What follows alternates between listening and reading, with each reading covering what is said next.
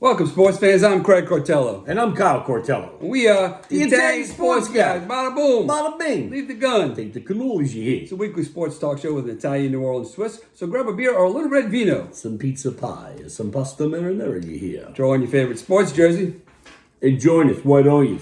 All right, Kyle, good to be back here at Studio 58. Benvenuti, Craigie boy. Welcome. We'll do a little New Orleans Saints wrap-up show today. Of course, we had another season under our belt. I'll just start with this, Kyle, and say that expectations weren't high this year. I think the over-under for wins was about 5.5 in Vegas.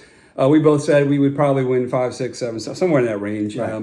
But the best we could hope for is to play better at the end, get some momentum, and iron out the quarterback situation. So if you'd have told me, we end up 6-10, we win 4 of our last 5. Tyler Shuck looks like he's the best quarterback from the rookie class last year. All of our rookies look like we hit a home run in a draft. All of our rookies gave significant minutes. The left tackle looks like a plug and play for 10 years.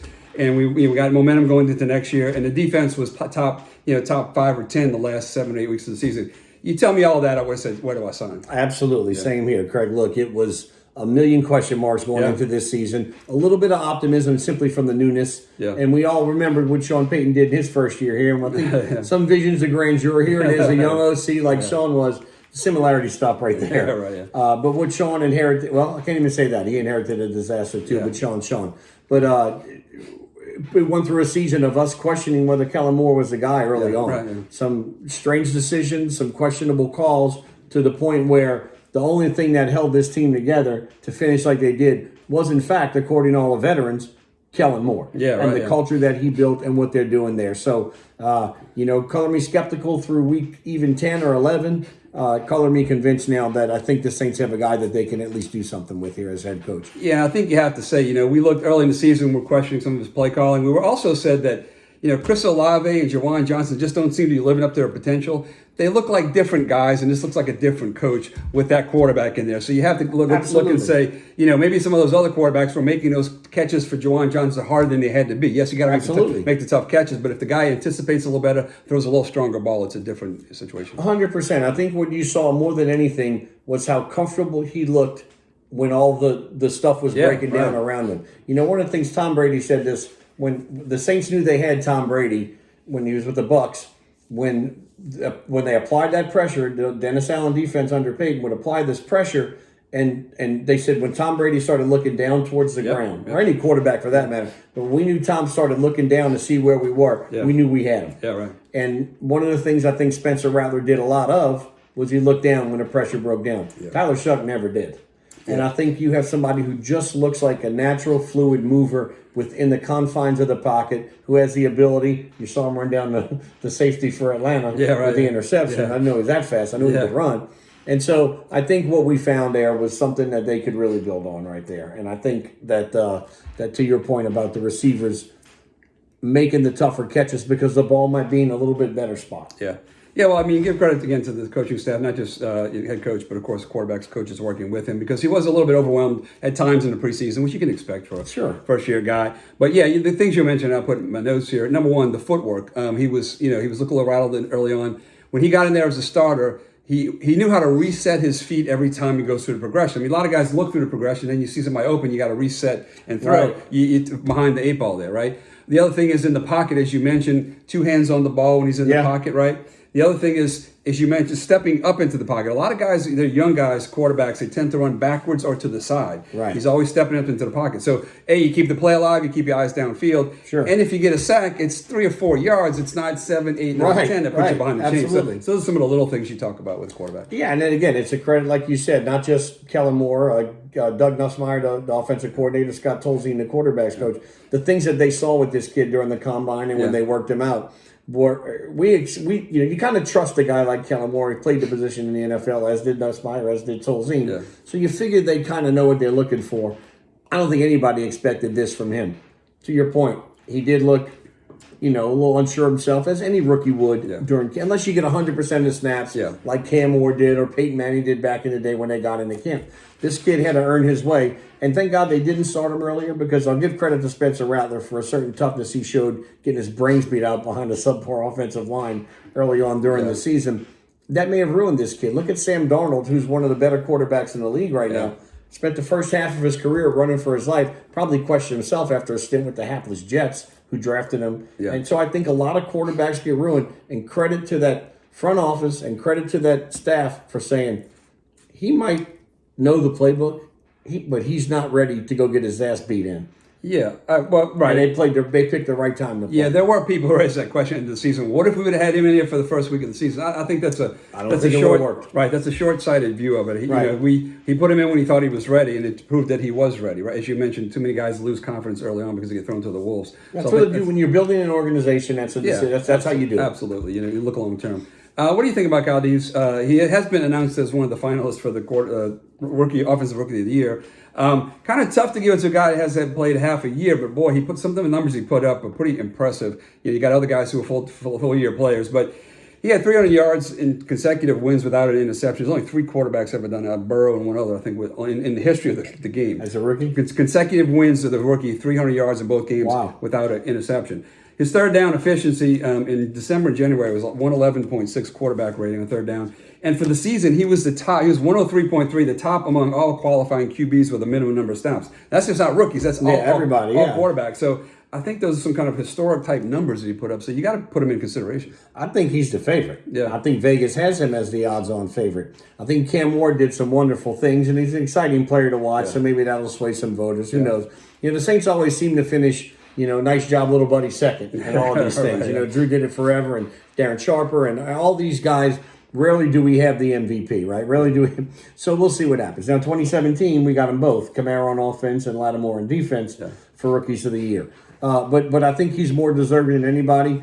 And go back to Vince Young in 2006. The 2 leaders all season for rookie of the year were Reggie Bush and Marcus Colston. Yeah. They were both leading, and then Vince Young came on like gangbusters for the Titans at the end and ended up winning the award. And he didn't start the whole season for them. Yeah. That's something to look back on and say, hey, you don't have to give it to a guy who started every game. At the end, they're probably going to give it to Cam Ward. I think Tyler Shuck deserves it, no disrespect. Yeah, I think it's a wide receiver that from the Panthers has 1,000 yards. He had a bad game week 17, but came back a good game week 18. But again, you have to consider the constraints of the position, what it takes to play that position, the value of that position to the team as well. Right. How about Colin? I mentioned the defense played really well late in the year. We finally got some guys with some consistent pressure. Cam Jordan got back to double-digit sacks, but unbelievable. We talked about the investment in Chase Young. For a 1-year deal to see if he came over that injury, given the upside potential. Boy, we really saw late in the season. He looked like a beast. I mean, that was the potential we saw, and it turned out to be a pretty impressive run for him. When he wants to be, he can control a game. He can be unblockable. Yeah. First of all, he is big. Oh, yeah. And he is fast. Athlete. Yeah. He is an athlete. He's one of those freaks, right? Yeah. Hey, when he hit it, when he took that ball away from Cam Ward and ran for a touchdown, that receiver wasn't gaining on him. Now, maybe he didn't want to tackle him, right? But he looked pretty impressive in the open. Right. I mean, he was moving, and for somebody that height, size, all of it, just a special talent. Yeah. Now, there's an injury history there. There's a question about, the effort sometimes there has been over time, but he really likes it here. Yeah, he does. Yeah. And so we took a chance on him, paid him. Then took another chance and paid him more. So you just re-up for just finish year 1 of a 3-year extension. Yeah. If you watch him, and I really would start to watch him, I kind of learned this without just focusing on him. Like, if it's 2nd and 4, 2nd and 6, he's probably not coming full speed. If it's 2nd and 8 or 3rd and 6, if he knows you're throwing the ball, right. he is coming, and he can go through the tackle. Yeah. He can go around the tackle. You can waste a guy chipping on him. Yeah. You might get him, you might not. Yeah. But the other side has a very impressive Cam Jordan, and certainly Carl Granderson. So he is the key to that defense. I don't like the fact that he missed 5 games to start the year, because here's my concern. We go into next year banking on him, and then the calf or the whatever pops up. So we've got to have other pieces in play that can play, because he's probably going to miss some time. You just want him healthy for your stretch run, because he can control a football game. Yeah. Well, I mentioned our defense. If you look at the numbers wise, last 7 or 8 games of the season, they were right up at the top of the league. So that was impressive. A lot of young defensive backs. But you bring up some questions there. I've looked at some of the early mock drafts for the Saints, and while we think most of the needs are offensive, there are a couple of edge rushers that keep consistently showing up in that mock draft. So, how do you think the Saints handle this free agent? You mentioned if you go in relying on Chase Young, if Cam's not back, or if you don't have somebody to back him up, what do you think they do? Demario Davis, you got Cam Jordan. You got to ask the question about Kamara as he gets older. So kind of go down the list. You look at Taysom Hill, who's a free agent, it seems like he's going to retire. That's the vibe I got. Yeah. The Saints might bring him back. Gail loves him. The city loves him. Right, sure. So they may bring him back on a. Plus, he and Kellen Moore got the Mormon Brotherhood working. So maybe you bring him back on a team-friendly 1-year deal if he still wants to play. Yeah, right. Comes down to all that. Yeah. He's a free agent. Does somebody like Sean, who's familiar with him, or Dennis Allen go to Ben Johnson and say, "Hey, I got a Swiss Army knife here to do it." Yeah. Do they do something like that? I don't know. Yeah. Okay, but so you look at him. Let's call him retired. Let's just say. Then you go to Alvin Kamara. This team won a lot of games without him playing. Yeah. They won a lot of games without using him at all. Yeah. Probably still the most talented guy in the room, physical standpoint. Kendra Miller, I'm sorry you can't stay healthy. Yeah, right. Yeah. I don't know how to establish that at this point. So come to camp. If you're healthy and somebody else gets hurt, there's your spot. If not, you may start on the practice squad. Who knows? So I think Kamara gets a rework deal and comes back. I think Cam Jordan gave the team a hometown discount for this one incentive-laden season. Yeah. Guess what? He hit all the marks. There is a belief out there that he's not going to walk in and say, "Hey, let's run it back one more time." Yeah, right. He's going to say, "I got you 10.5 sacks. Pay me." Right. I'm not saying pay me, but I'm not saying you're not going to pay me either. Yeah. So there's that. DeMario Davis, I think you ride that mule till it bucks you off, man. Yeah, he had a career year this year. I don't see how you walk away from him at this point. I worry about Cam Jordan because, as you said, I think they have to think about the future given his years, and they may look at some guys in the draft that are available, that will be available at number 8. So the question becomes, he said, he wants to play here, obviously. Right. But, he thinks his production has spoken for itself. And that kind of leads me to say, boy, it's going to be a tough negotiation.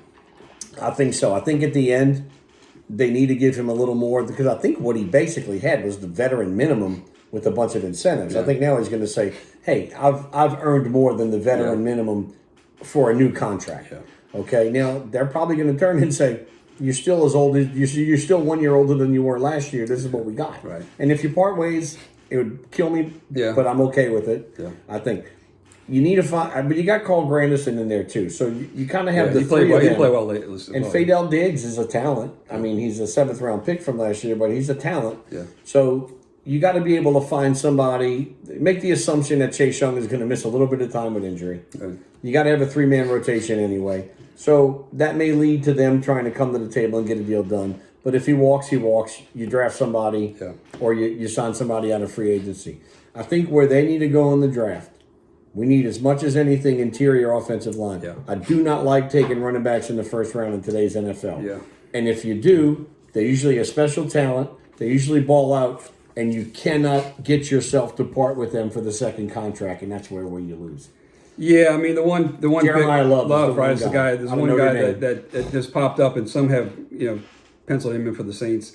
He may not be available. It's hard to say. It's hard to predict right now. We're picking at 8 or 9. We're picking at 8, yeah. But we just lost the quarterback's going back to Oregon, so that takes him out of play. Some of the guys that would have won before him. So whether or not he's available, whether or not we go running back that early in the game, who knows? But yeah, we need interior linemen, and Mickey Loomis mentioned that in the press conference. We need running back help. We need a wide receiver 1, I think, to take some pressure off Olave and make sure he's kind of a compliment to him. And we can always use another defensive back. I think Alontae Taylor is a free agent, so you could use some depth there as well. So, but you don't know which ones you're gonna go for in the draft versus free agency. Typically, offensive linemen in the interior are not don't warrant a pick that early where the Saints are going to be drafting. So maybe you address that in free agency and look for those other positions in the draft. I think they're going to grab a veteran offensive guard in free agency. Yeah, that'd be what. I think Fortner is a decent backup center, and you hope McCoy stays healthy, but you got to figure he's not. So. Yeah, right. But I think they're going to get a seasoned guard who can play. Right. Not a Pro Bowl guy or All-Pro guy, but a good guard that they know they can count on. Then when it comes time, if you want another guard, and we're going to need another one, Ruiz, I don't think keeps his job. Don't draft a tackle in the first round and slot him in the guard, because then you end up going through your salary cap down the road where no matter what, the agent says he still can play tackle. You're going to pay him like a tackle. Yeah, right. That's the whole thing. We did it with Andres Pete. Yeah. We did it with Trevor Penning. Right. And they're talking about doing it either with Fuagua or this kid out of Miami if we draft him and slot him the guard. Right. Give me a guard if you need a guard. Yeah, right. And you can get him in the 3rd and 4th round. Yeah. Right. Jari Evans was a 4th round pick. Carl Nix was a 5th round pick, for crying out loud. Yeah. They're all over the place. Yeah. Okay, so I think that's what they need to do. If you need yourself a guard, sign one as a free agent, and then go get one in the draft. If you strike out in free agency, then draft 2 good ones in rounds 3 or 4. If you think a guy's that good in the 2nd, maybe so. Yeah, right. But I think they need help. I think they need a run. If you get Jeremiah Love, you take a running back. But look who's picking first. Oakland. Las Vegas. Right. They drafted Ashton Jeanty last year. The Jets have Brees Hall, whatever his name is. Yeah. So who else picks before us? Tennessee. That might be a team. Maybe look at Tony Pollard had a big year for them. Yeah. Where are the Cowboys picking? I don't think they're ahead of us, are they? Because I don't think Jeremiah Love makes it past Jerry Jones. Yeah, could be. Yeah, but we'll see. Any other thoughts, Kyle, before we head into the big picture of the NFL? Look, yeah, I'm excited about everything that happened at the end of the year because the Carolina game was a game for the first time in a long, long time I watched with nothing to start that game. The game at Carolina. Yeah. We had just lost to the Rams. I said, I almost didn't. I was like, I'm going to watch them. You know, I'll tape it, and I'm going to watch them because I know I'm going to probably switch to red zone because they're going to frustrate the hell out of me. And I put it on, and I'm watching saying, boy, this whole thing's teetering. Yeah. We may have whiffed on the coach. We got these problems. We got that problems. And Tyler Shuck took over that game. Yeah. Okay? And just the way he did it. Yeah, right. And that brought so many people back. They came back the next week and laid a turd against Atlanta in the Dome. Yeah. But they won 4 in a row after that. And if Olave makes a catch at Miami, it's 5 in a row. Yeah, and that's, the thing that impressed me too was when, they, like I said, they laid an egg after that one win. So then we come back and beat Tampa Bay. And I'm saying, no, we're going to do the same thing. But the next time we played Carolina, in the second time around, they had us penciled in because we weren't sneaking up on them. Right, because they laid an egg in that game. They ran the ball for, I think, 70 yards, 50 yards or 70 yards or something. They one of the better running teams in the league. So they came in saying, we're going to smash this guy's in the mouth. Our offensive line was, insulted by what happened there. And the Saints put it to them again. Now, we got behind and had to come back, but, we still throttled this team. So with the guy named Audric Estime leading the charge. So that was an impressive win to me, to have a team come after you, knowing that they wanted to beat you bad and to come back and win again. Yeah, no, that was truly impressive. I'll say this, too. One more thing about the X's and O's. If you don't get a shot at Jeremiah Love, we don't desperately need a running back. Yeah. Today's NFL, you can go into camp next year with Devin Neal, Alvin Kamara, Audric Estime, and you pick up somebody else. Maybe Kendra Miller does stay a little bit healthy, but you can go in with a modest running back room and be very, very effective. Okay? So I'm not saying we desperately need a running back. I'm saying Jeremiah Love's too good to pass up, in my opinion, right now as I look at it. Yeah. Okay, so just remember that. I'll also say this. We've seen over the years teams that are on the cusp. The 2005 Cleveland Browns with Romeo Crennel went 10-6 and didn't make the playoff. But they went 10. There was optimism reigning supreme in Cleveland, Ohio. Yeah. And they came out next year, and their first game of the year, they lost to some team with some guy named Sean Payton as a coach. Romeo Crennel got fired that year. Yeah. Be optimistic. And know that we found so many things we needed to find as the Saints. Yeah. We haven't done anything yet. Don't expect this team to come out and be a juggernaut next year. Yeah, we do expect is for them to be able to compete every week, win more games than they lose. That's reasonable. Hope for a winning season. Yeah. Probably gets you in the playoffs in this division. Yeah, right. Division kind of but we're not great yet. That's the only thing there's so much fun to watch them build it. Yeah. Right. And we know how young we are. Draft, don't get rid of draft picks. Obtain draft picks. Yeah, and build it through the draft. And they had you can tell they had a good locker room, so that's a good thing. They won't be complacent here with what happened at 6 and 10 for sure. All right, looking at the NFL, Kyle, we had a busy wild card weekend last weekend, 6 games. The thing that was really intriguing to me this year in the NFL playoffs was the fact that a lot of the teams that were playing great at the end of the season end up with the higher seeds had the inexperienced quarterbacks, where you had guys like Bill, Josh Allen on the road as a wild card team. You had guys like, same thing with, the Rams. You had them playing at Carolina. So it was kind of an interesting dynamic there.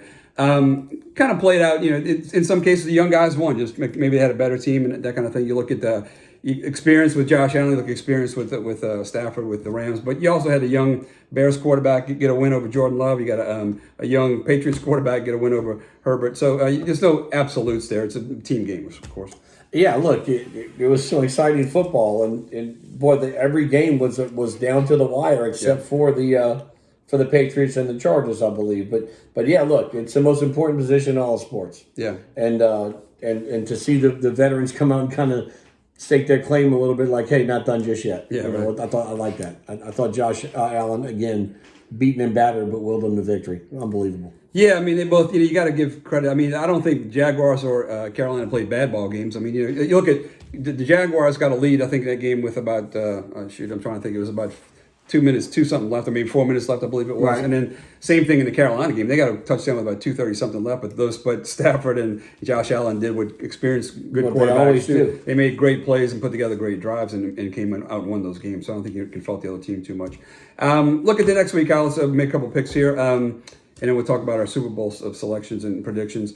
The first game we got up is Bills at Broncos. Intriguing game. Josh Allen showed you how important a good experienced quarterback can be who can take over a game. But the Broncos have the 1 seed and a home field advantage. And a really good defense, and they got knocked out last year by the Bills at Buffalo. Now they get them at Mile High.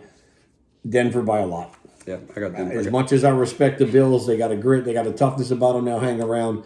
But I think Denver's had this one circled for a long time. Yeah, and I don't think the Bills have looked quite right all season. Defense struggled at times. The Broncos, they had the 1 seed was important for them. That's a very big home field advantage. Playing at that altitude, it's kind of a college atmosphere the way those people are in that stadium. So I got Broncos too. Then we got the 49ers at Seahawks. That's a rematch of the game that was played at the end of the year to wrap up the 1 seed for the Seahawks. And the Seahawks dominated that game. 13-3. And I had Seattle kind of circled, and I thought, and maybe if you think long, you think wrong. I don't know. But Sam Darnold is a great reclamation story, a great resurgence of his career story. He's really become one of the better quarterbacks in the league, and I like the guy. Doesn't play great in the big games. And until he shows me something else, until he shows me he can do it, I'm going to go with the 49ers who have been there before, and I'm going to take Shanahan and the 49ers. Plus, I think you get a little bit of the revenge factor on their side, too. Yeah, well, it's hard to say. I mean, I hemmed and hawed about this one, too, but same reason. That Sam Darnold, last year they were one win away from the number 1 seed, then they lose to Detroit the last game of the season. They're one and done in the playoffs. Yeah. So there's doubts are going to be there until he does it. I do think, as with the Broncos, that Seahawks home field is a big advantage. They make a lot of noise there. Very loud. So it's a unique place. The 49 is just a little too banged up for me. I don't know if Kittle plays this week. I don't think Achilles. Achilles. But yeah, they're dinged up in too many places. They've done a magnificent job of patchwork of this team during the season, but I think just Seahawks a little bit too much. Their defense was very physical. I think it's going to make it tough on Brock Purdy. Yeah, and I can see that. Like I said, I kind of had him, and I thought about it, and I said, until Sam Darnold shows me, I'm going to go with the 49ers, but I wouldn't be shocked if Seattle manhandles them again. Yeah. Texans at Pats. I'm in a bracket to pick all the games to the end. Right. I took the Patriots in this matchup. Yeah. And I look back at it now, and I watched that team Monday night against watch the Texans defense against Pittsburgh, and boy, they were dominant. Daniil Hunter, the ex-LSU defensive lineman on one end, and Will Anderson on the other, is unbelievable. What a duo they are, and so, but I think New England's got an extra day of rest, and the game is at New England, and I'm gonna stick with my original pick. And if Houston had some juggernaut of an offense, I would say they had a real shot. But I think New England's got a little bit better offense, and their offensive line is a little bit better than Pittsburgh's was. So I think they'll give them enough time to throw the ball, and I think that'll be the difference. And two good running backs at New England too. Yeah, that Texans defense is the real deal. I mean, but a caution. The team won 9 straight games, close out the season. That's not an accident. Right.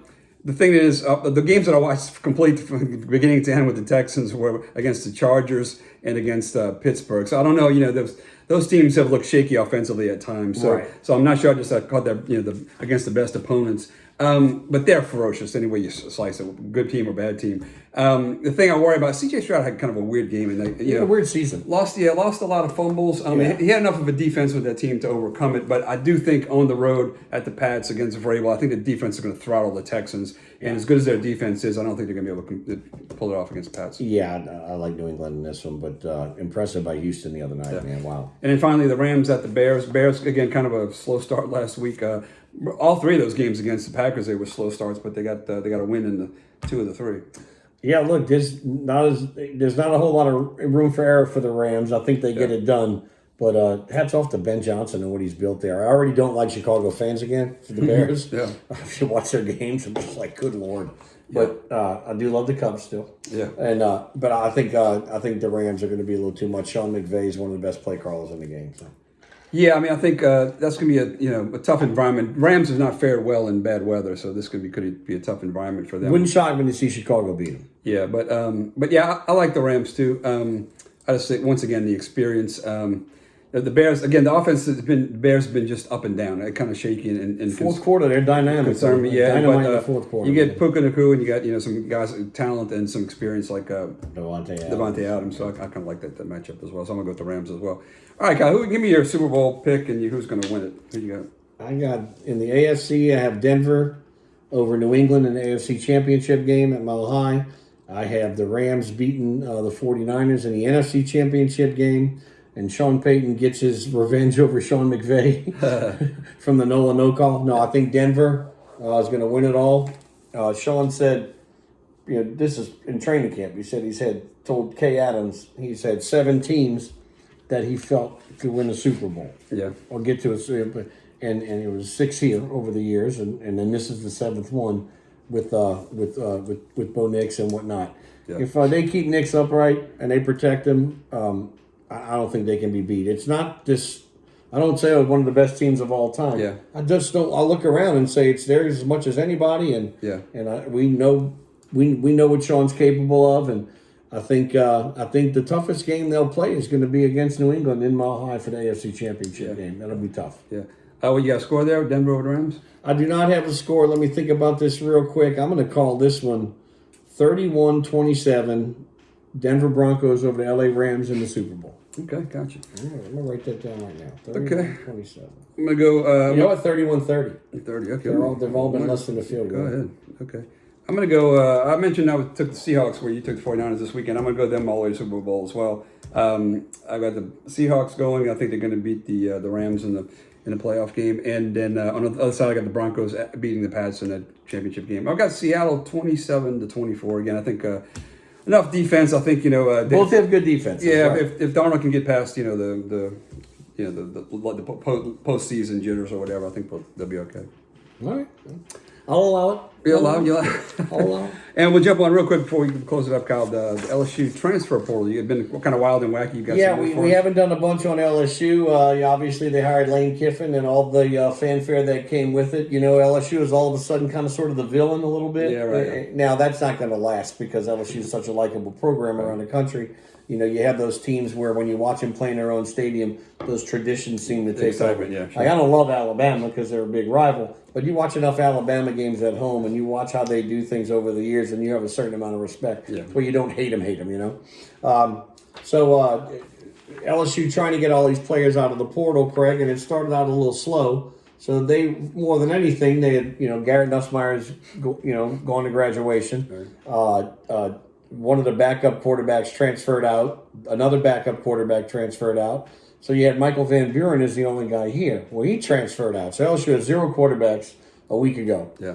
They were in the running for the number 1 player and, of course, number 1 quarterback, Sam Levitt, in the portal. Arizona State kids, a future first-round draft choice, as everybody's calling it now. Finally got him to sign, I think, day before yesterday. But while they were recruiting him, they're also going after. He's got 2 years left. I think he's going to be a 1 and first-round pick. Right? So they're also going after this 5-star freshman who redshirted at USC this year, Husan Longstreet, kind of as a fallback in case they didn't get Levitt. Yeah. Turns out they were able to close Longstreet today, and they got Landon Clark, the number 1 D2 quarterback in the country, who's from Elon, who's in the portal. LSU suddenly has a full quarterback room that talent-wise can rival anybody's in the country. Yeah. In all the years that Lane Kiffin was at Ole Miss, and I've got to verify this, I read it, I'm going to double check this. I think he's only had 2 or 3 linemen drafted, and none of them were first-round picks. He is not doing it with your prototypical lineman. It's a scheme. This is Lane. Right. So we lost all of our wide receivers except one, the red shirt from Philip Wright out of Destrehan. We added 8 or 9 wide receivers. Some of them never heard of. They'll be good. It's Lane Kiffin. It's his offense. And we had a bunch of linemen. One's a JUCO, one's a HBCU guy. The other one was a backup at Tennessee. He will make this work. and they kept Harlan Berry, and they just kept Caden Durham, and they just added a running back out of Wisconsin. So as much as when the portal opened, people were a little bit worried. I can't say I wasn't a little bit worried. I was like, you trust that this is the guy we want. He's going to build it. He is all of a sudden has the top-ranked team in the portal, top-ranked portal recruiting class, on top of a pretty good recruiting class. Let Lane Cook, he's going to do his thing. Tiger Faithful, he is going to make a splash in year one. We thought maybe get what you can, do some evaluation and really jump in year two to spend. They are spending the money now to put a contending team on the field for next year. How fast they gel, that's up to them in spring practice. The Levitt kid has a Liz Frank injury, had surgery in November. He'll be out until May at the earliest. So this kid who's coming in from USC and the kid from Elon, they're going to get some snaps in spring practice. Right. So. Yeah, sounds good. But very excited for what's coming in Baton Rouge, unless you're a men's basketball fan. No doubt, a tough night again. Kyle, anything else for Pelicans have been a disappointment, back on a losing skid again. Any other thoughts on the sports world before we wrap it up? Men's basketball, New Orleans, Baton Rouge. Yeah, forget. No, we're good. We're good. Yeah, all right. One more time, our sponsors: Luke Eats on Conan Lower Line Uptime. We got Mid City Pizza on Bank Street, 4400 Banks, and Brian Scheck State Farm. All your insurance needs there in Metairie on Causeway Boulevard. There you go. I do want to give a shout out to the barging onto the scene to a young golfer who plays in the Catholic League, 14 years old, named Augustin Groh. Augustin won one of the junior Southern tournaments, amateur tournament, about 3 months ago. This kid's been on a competitive scale a lot of his young life. Again, he's 14. Yeah. But you will read about him one day. Augustin Groh, Gros. Groh, as we say it. And I had a chance to play with him a couple of weeks ago, and I'm embarrassed, but the 14-year-old's driving the ball 35 yards past me, and his dad too. He's out driving his dad too. But keep an eye out. I want to say congratulations for him. A little overdue. The tournament was a few months ago, but the biggest win of his young golf, I don't want to call it a career, but adventure so far. Good heads up there, right? Yeah. Okay, we'll be on top of things as we get into free agency and, of course, draft preview down the road. We are the Italian Sports Guys. Bada-Boom. Bada-Bing.